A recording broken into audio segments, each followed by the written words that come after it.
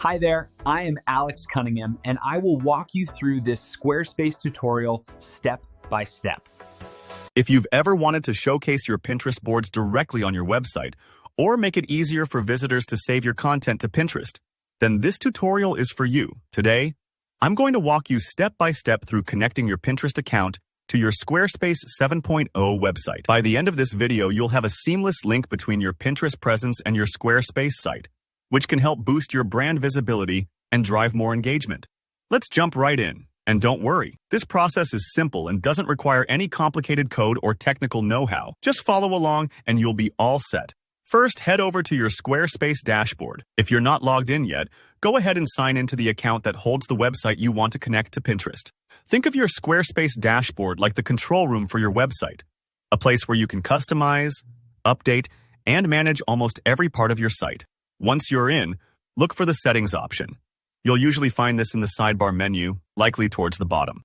Clicking Settings opens the gateway to all the behind-the-scenes features that keep your website running smoothly. If you've ever adjusted your site title, changed a password, or updated your business information, you've probably used this section before. Now, within Settings, you're looking for a menu called Third-Party Tools.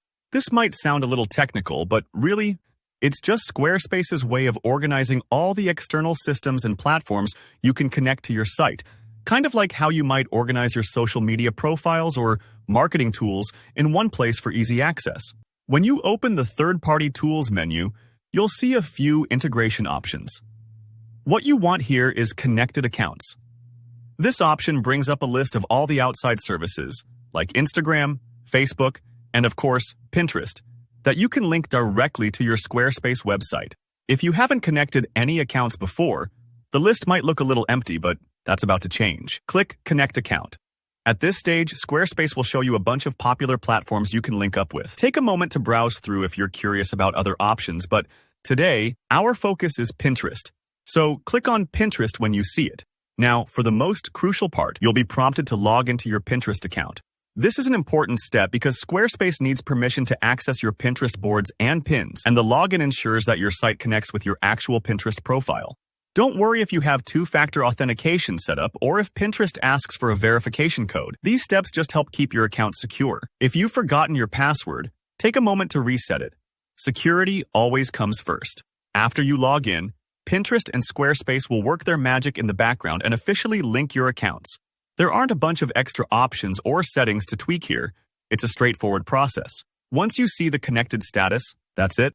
You've successfully added Pinterest as a connected account to your Squarespace site. And just like that, your Squarespace 7.0 website and your Pinterest presence are working together.